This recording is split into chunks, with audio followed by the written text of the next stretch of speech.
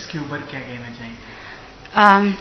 लाड़की बहन योजना जो आई है उसका यकीनन बहुत इफेक्ट हुआ है। स्त्रियां इस योजना की वजह से जिन आर्थिक दृष्टि से जो थोड़ी कमजोर थी, जिनको ये योजना मिली, इसका फायदा मिला, वो बहुत ही प्रेम से हमारे साथ जुड़ी, उसकी खुशी है। उसके अलावा जो काम किया है भाजपा ने महाराष्ट्र में, जो डेवलपमेंट प्रगति का काम किया है, उसकी वजह से भी लोगों ने एनालाइज करके ये डिसीजन लिया, इसकी खुशी है।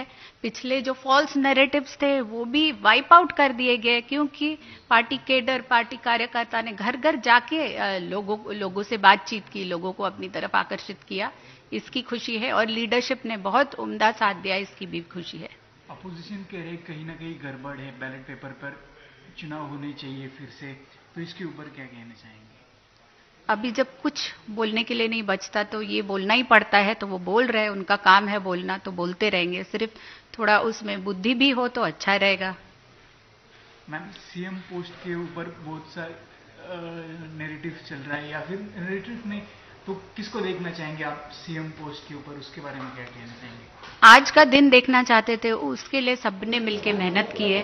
अब इसके आगे पार्टी लीडरशिप निर्णय लेगी कि इसके आगे के लिए, महायुति के लिए लीडरशिप कौन सी अच्छी है, उस हिसाब से वो डिसाइड करेंगे। आपल्यासोबत अमृता फडणवीस आहेत, आपण त्यांच्याशी बातचीत करूया। कशा प्रकारे बघता है या विजयाकडे? मोठं यश आहे, अपेक्षित नव्हतं?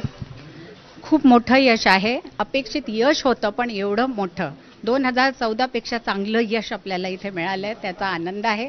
आणि खूप आनंद आहे की लोकांनी जसा प्रतिसाद दिला, लाडक्या बहिणींनी, भावांनी ज्या प्रकारे प्रेम दाखवलं मतदानावरून, त्याचा खूप आनंद आहे।